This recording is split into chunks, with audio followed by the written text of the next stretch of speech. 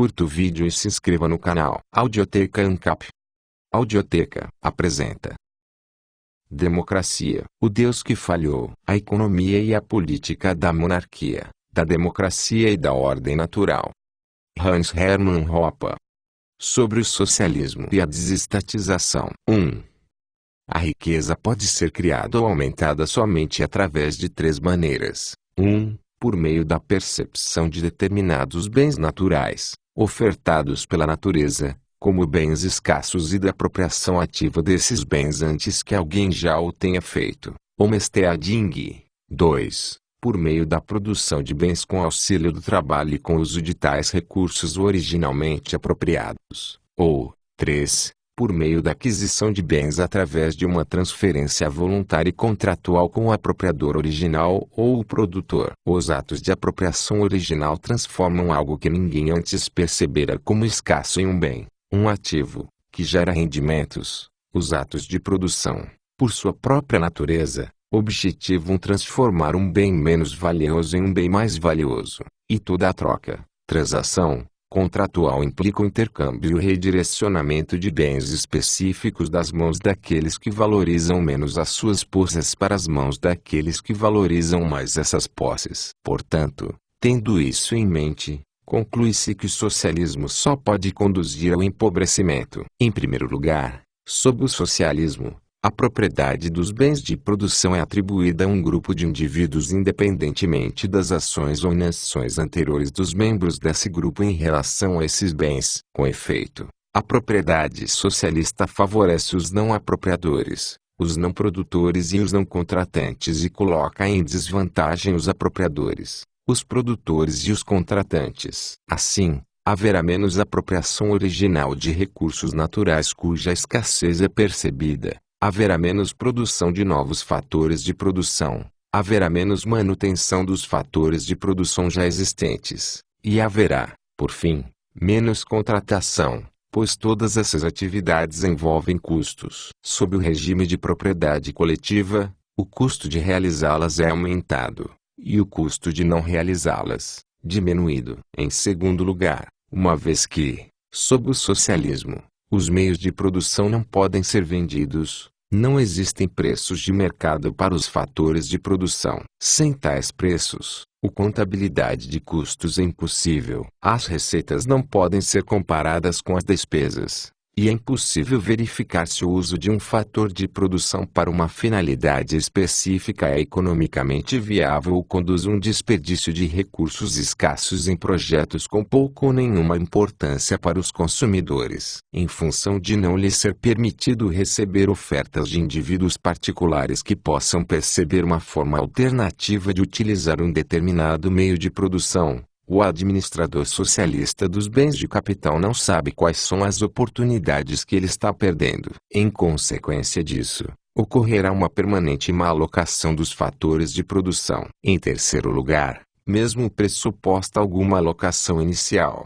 uma vez que os insumos, input, e os recursos produzidos, output, são propriedade coletiva, o incentivo de todos os produtores para aumentar a quantidade ou a qualidade da sua produção individual é sistematicamente diminuído, e o seu incentivo para usar o capital de maneira a evitar a sua utilização excessiva ou a sua subutilização é reduzido. Em vez disso, já que os lucros e os prejuízos advindos dos bens de capital e das vendas da empresa socialista são socializados ao invés de serem atribuídos a produtores individuais específicos, a inclinação do ser humano à preguiça e à negligência é sistematicamente encorajada. Portanto, haverá como resultado uma qualidade ou uma quantidade inferior de bens, e um permanente consumo de capital será inevitável. Em quarto lugar, sob o regime da propriedade privada, a pessoa que possui um recurso pode determinar,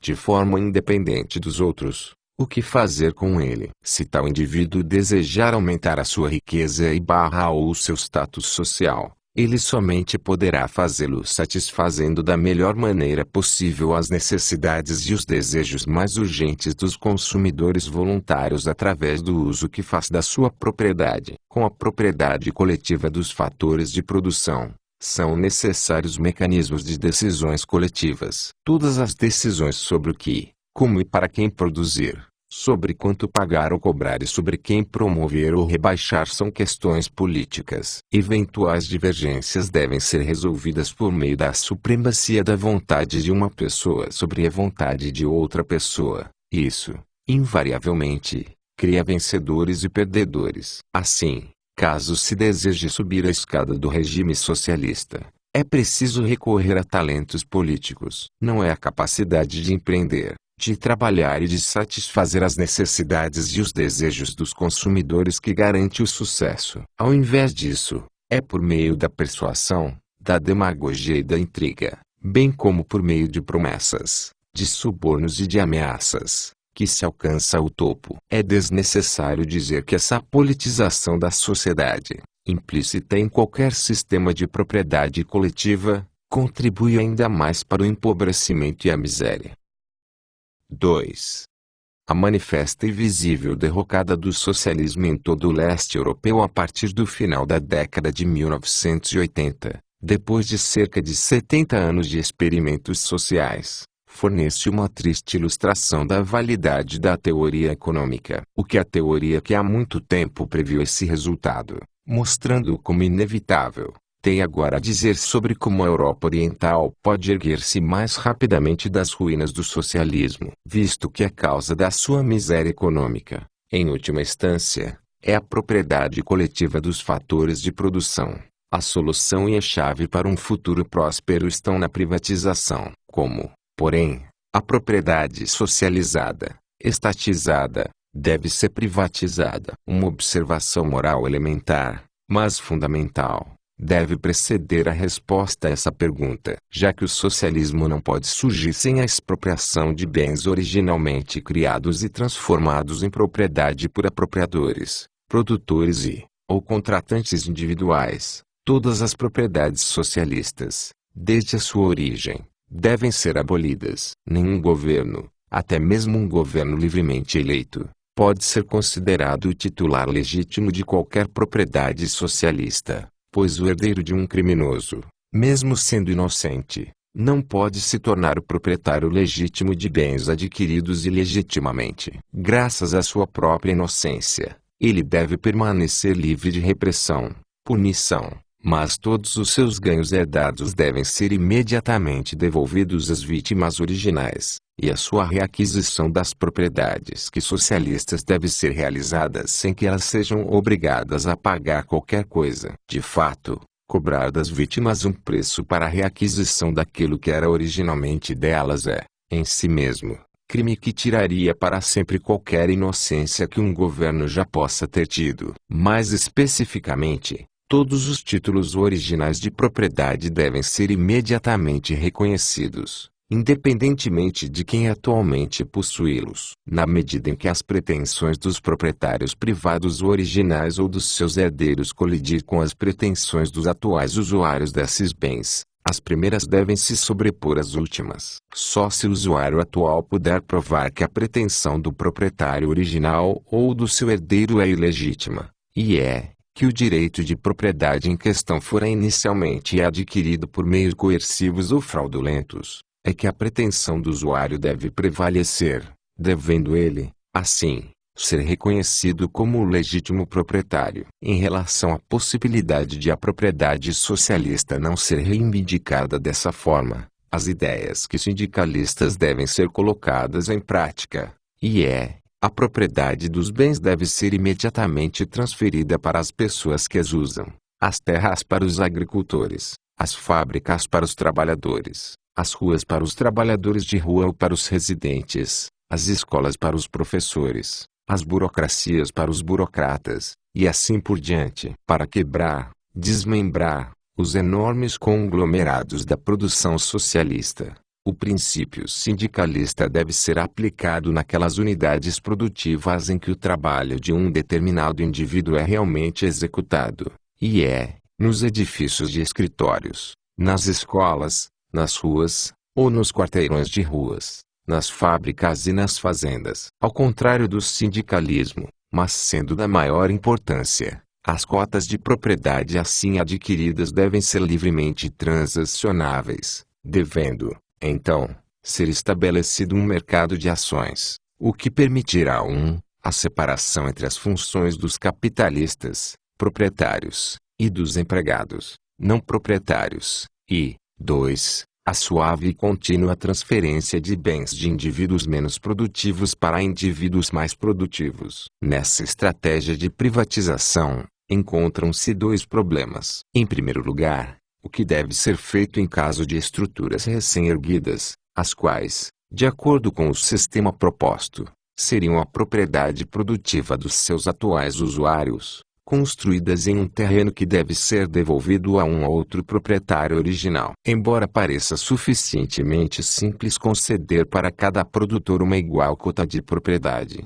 quantas cotas devem ser concedidas para o proprietário original do terreno? As estruturas e as terras não podem ser fisicamente separadas. Nos termos da teoria econômica, trata-se de fatores de produção absolutamente específicos e complementares cuja contribuição relativa ao seu valor conjunto de produto não é possível de ser dissociada. Nesse caso, não há outra alternativa senão a negociação. Isso, ao contrário da impressão inicial de que tal situação poderá conduzir a conflitos permanentes e insolucionáveis, dificilmente deverá causar muitas dores de cabeça, pois, invariavelmente, há, envolvidos em qualquer disputa desse tipo, apenas dois recursos estritamente divididos e limitados. Ademais, é do interesse de ambas as partes alcançar um acordo rápido e mutuamente benéfico. E, se uma das partes possui uma posição negocial mais fraca, trata-se claramente do proprietário da terra,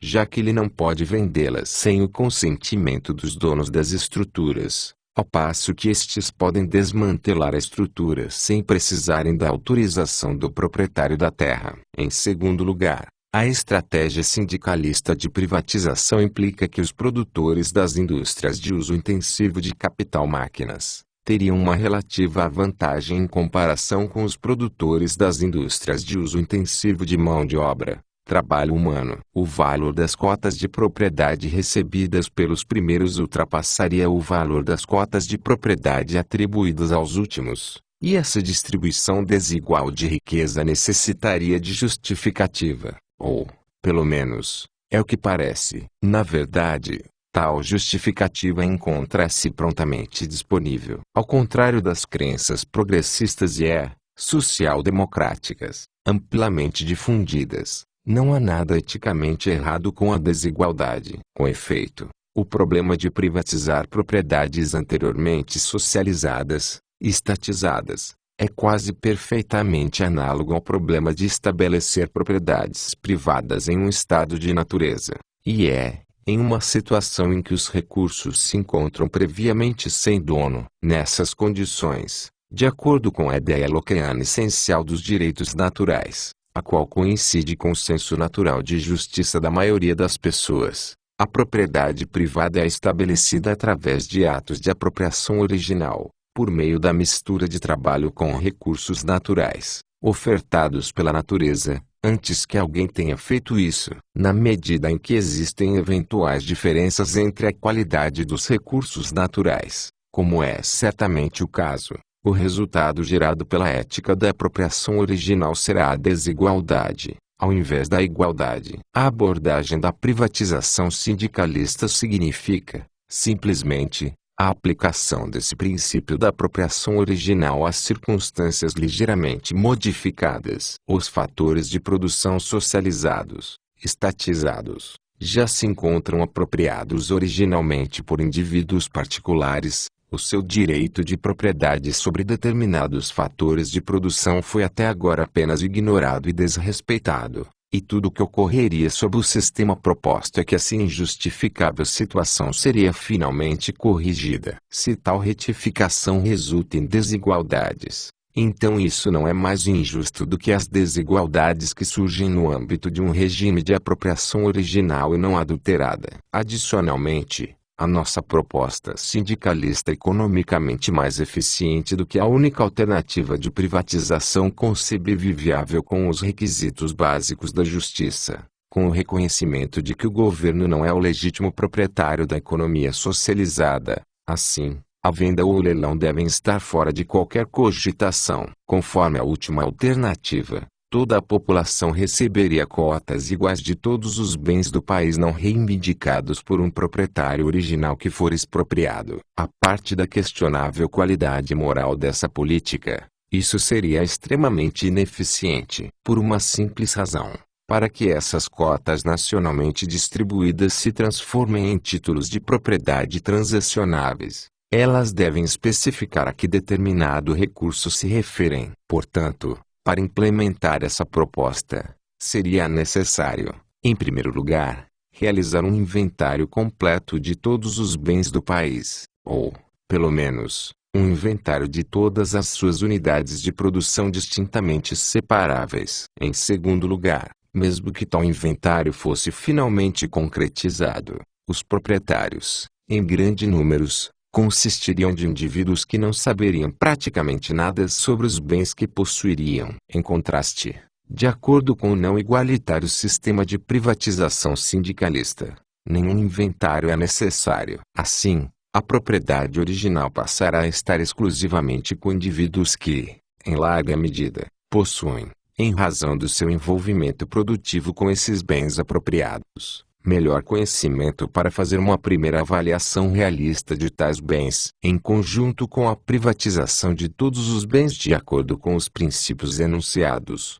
o governo deve adotar uma constituição favorável à propriedade privada e declará-la como a imutável lei fundamental do país inteiro. Essa constituição deve ser extremamente breve e estabelecer os seguintes princípios em termos o mais inequívocos possível. Todo indivíduo, além de ser o único proprietário do seu corpo físico, tem o direito de empregar a sua propriedade privada da maneira que ele desejar, desde que, com isso, ele não modifique coercivamente a integridade física do corpo ou da propriedade de outra pessoa. Todas as trocas interpessoais e todas as trocas de títulos de propriedade entre proprietários privados devem ser voluntárias, contratuais. Esses direitos pessoais são absolutos. Qualquer infração pessoal sobre eles está legalmente sujeita a sofrer um processo engendrado pela vítima dessa infração ou pelo seu agente, estando suscetível à aplicação dos princípios da proporcionalidade da punição e da responsabilidade objetiva. Então,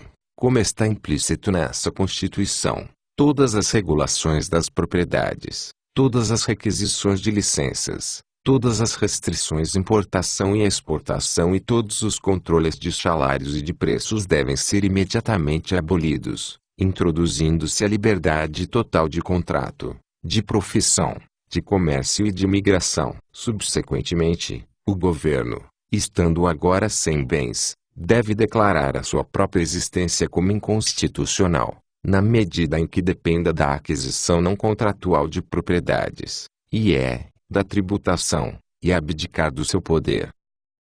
3. O resultado dessa abolição completa do socialismo e do estabelecimento de uma autêntica e pura sociedade de propriedade privada, uma anarquia de donos de propriedade privada, regida exclusivamente pela lei da propriedade privada, seria a mais rápida recuperação econômica da Europa Oriental. Desde o início, a população, de um modo geral, estaria surpreendentemente rica, pois, embora as economias do leste europeu estejam em frangalhos, os seus países não se encontram destruídos. Os valores das propriedades, imóveis, são altos, e, apesar de todo o consumo de capital do passado, ainda existem grandes quantidades de bens de capital. Com a inexistência de atividade governamental e com toda a riqueza nacional nas mãos de particulares, os povos da Europa Oriental poderão em breve se tornar alvos de inveja entre os seus homólogos da Europa Ocidental. Além disso, ao libertar os fatores de produção do controle político e ao entregá-los a indivíduos particulares os quais estão autorizados a usá-los como bem entenderem, desde que não danifiquem fisicamente os recursos pertencentes a outros indivíduos, oferece-se o estímulo mais eficaz para a produção futura. Com o livre mercado e restrito para os bens de capital, A contabilidade racional de custos torna-se possível, com os lucros e os prejuízos individualizados e refletidos no balanço de vendas e de bens de capital do proprietário. Maximiza-se o incentivo de todo produtor para aumentar a quantidade ou a qualidade da sua produção e para evitar qualquer utilização excessiva ou subutilização do seu capital. Em especial, a disposição constitucional de que somente a integridade física das propriedades, e não os valores das propriedades, será protegida garante que todos os proprietários realizarão os maiores esforços produtivos para promover mudanças favoráveis nos valores das suas propriedades e para impedir e combater qualquer mudança desfavorável.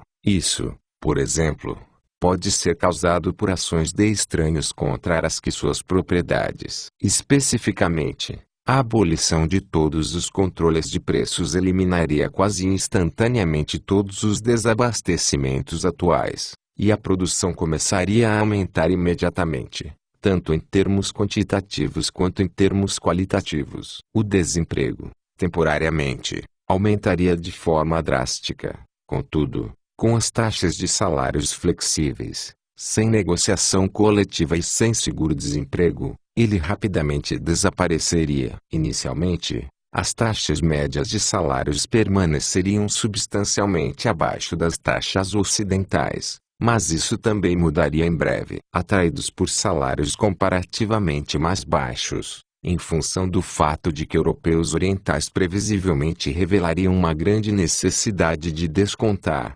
liquidação, os seus bens de capital recém-adquiridos para financiar o seu consumo corrente. E, acima de tudo, em função do fato de que a Europa Oriental seria um paraíso de livre comércio e de ausência de tributação, inúmeros investidores e enormes quantidades de capital começariam a fluir para essa região imediatamente. A produção de segurança, a provisão de proteção policial e de um sistema judicial, a qual é um setor geralmente admitido como estando fora do âmbito do livre mercado e como sendo a função adequada para o governo, provavelmente seria realizada por grandes companhias ocidentais de seguros, fornecendo o seguro para os bens pessoais, a ação policial, a prevenção e a detecção de crimes, bem como a cobrança de uma compensação. De fato, faz parte das atividades naturais dessa indústria. Isso ocorreria caso os governos não impedissem as seguradoras de fazê-lo e não atribuíssem essa tarefa para si próprios, com as habituais e conhecidas ineficiências decorrentes de tal monopólio. Da mesma forma,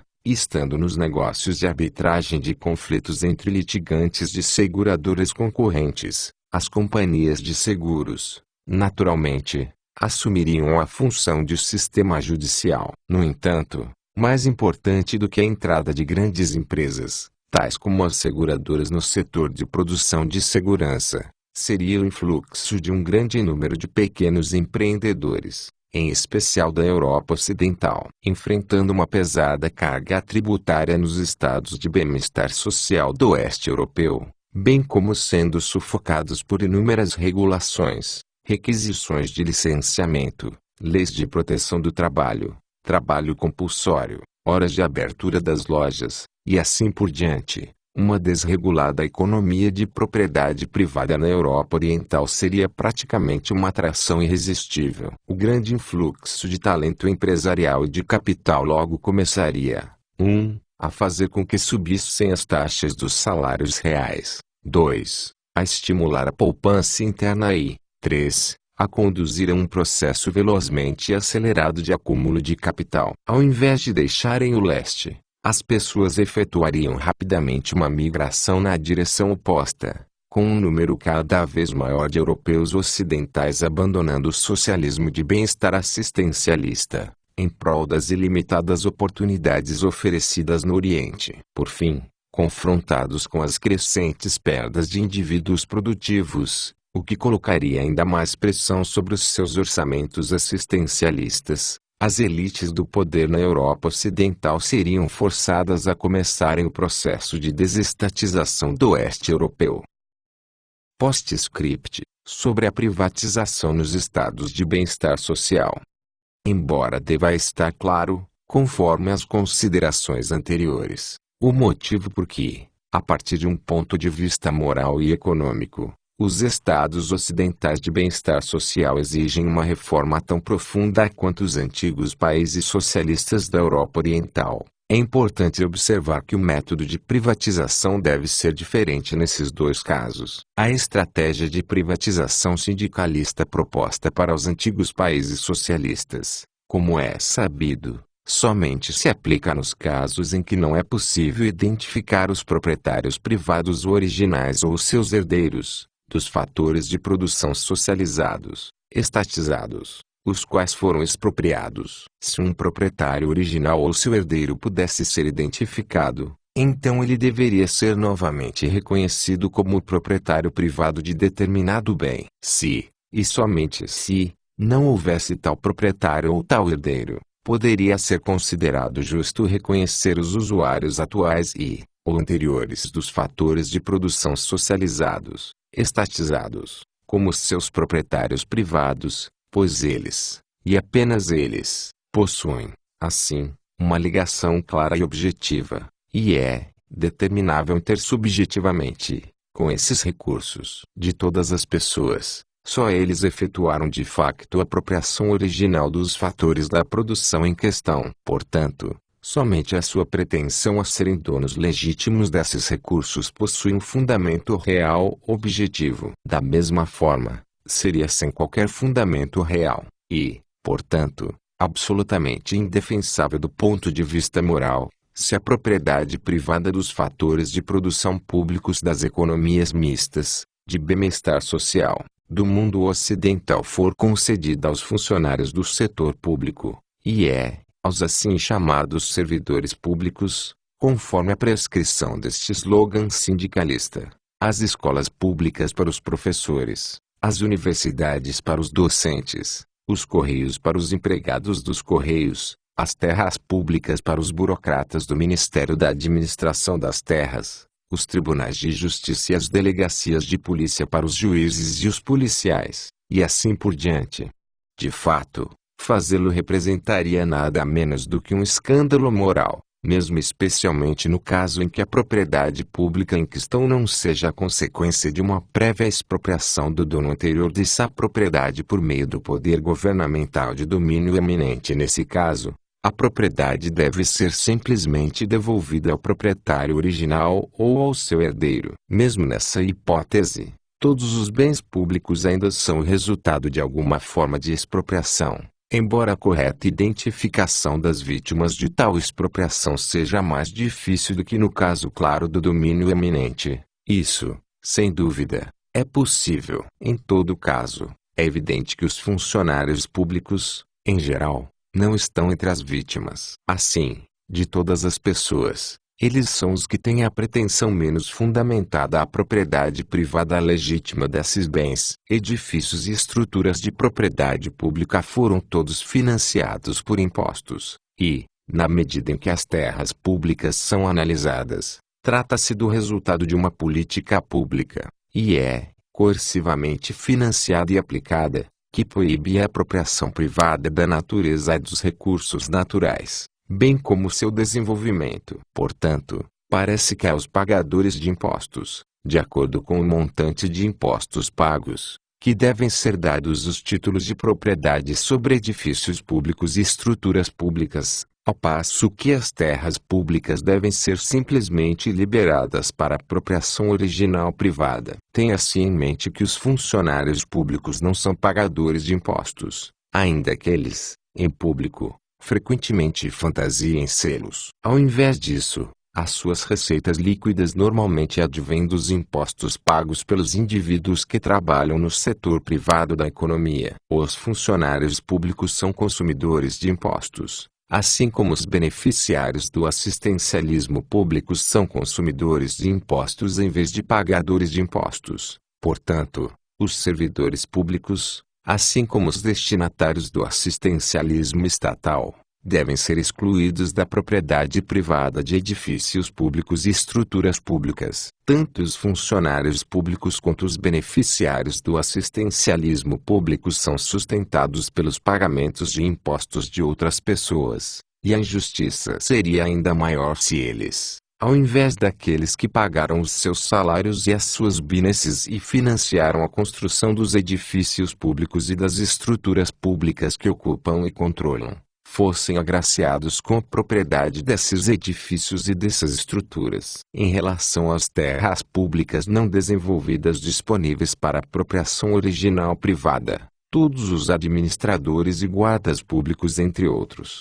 devem ser excluídos porque essas terras disponíveis para apropriação original estão atualmente ocupadas por eles, tendo sido anteriormente protegidas pelas suas próprias ações contra potenciais desenvolvedores privados. Esses indivíduos podem ser autorizados a efetuar a apropriação original de outras terras públicas que estão atualmente ocupadas por outros agentes governamentais, as quais foram anteriormente protegidas contra o desenvolvimento privado por esses outros agentes. Mas permitir-lhes a apropriação original das terras que ocupam atualmente lhes daria uma vantagem sobre outros potenciais apropriadores originais, o que seria manifestamente injusto à luz do fato de que foram eles, sustentados pelos pagadores de impostos, que anteriormente mantiveram esses mesmos pagadores de impostos longe dessas terras.